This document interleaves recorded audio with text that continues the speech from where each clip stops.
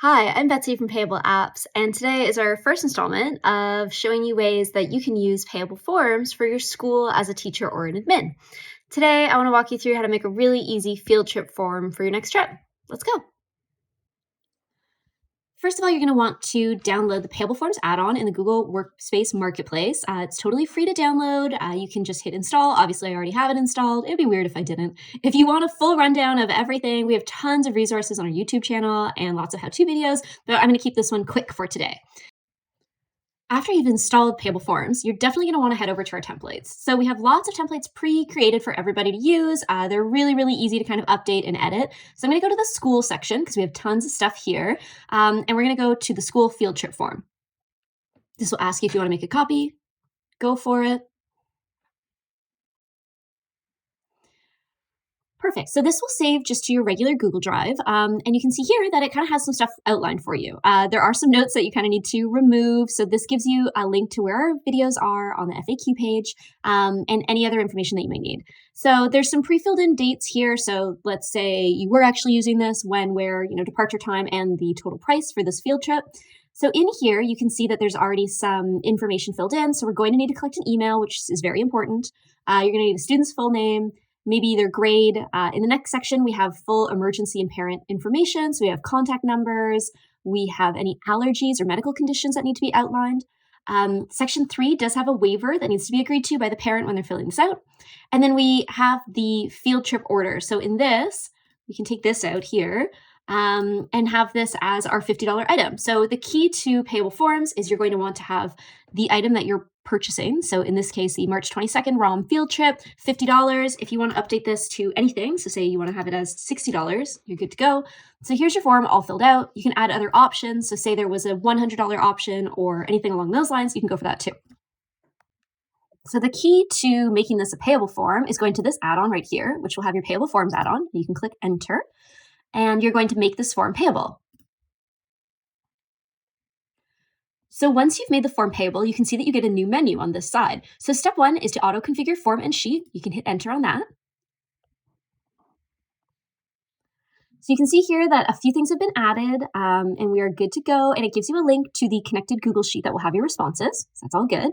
So another thing I want to do is I want to connect the payment provider, because this is how I am going to collect payment for this field trip. If you have access to obviously your school's payment provider, if they have a Square account or a Stripe account or a PayPal, you can add it here. So for me, I'm going to add the PayPal account. Once you finish the PayPal setup flow, it will say connected. So you can see that you have your email attached. So now we can facilitate payments to your PayPal account. I'm going to exit that. I'm also going to sync the theme with the checkout so that it looks all the same. It will all be green and it's pretty cool. So mine already has a payment section, so I am not going to add a sample payment section because I already have it from the template, but we should be good to go otherwise. I'm just going to exit that. And then your last step is to make this form payable. Yes. So this will enable the form to accept payment, and now you should be able to preview. This is a preview of your form, and it's super handy because you can actually go through and enter everything and then see how the payment section looks.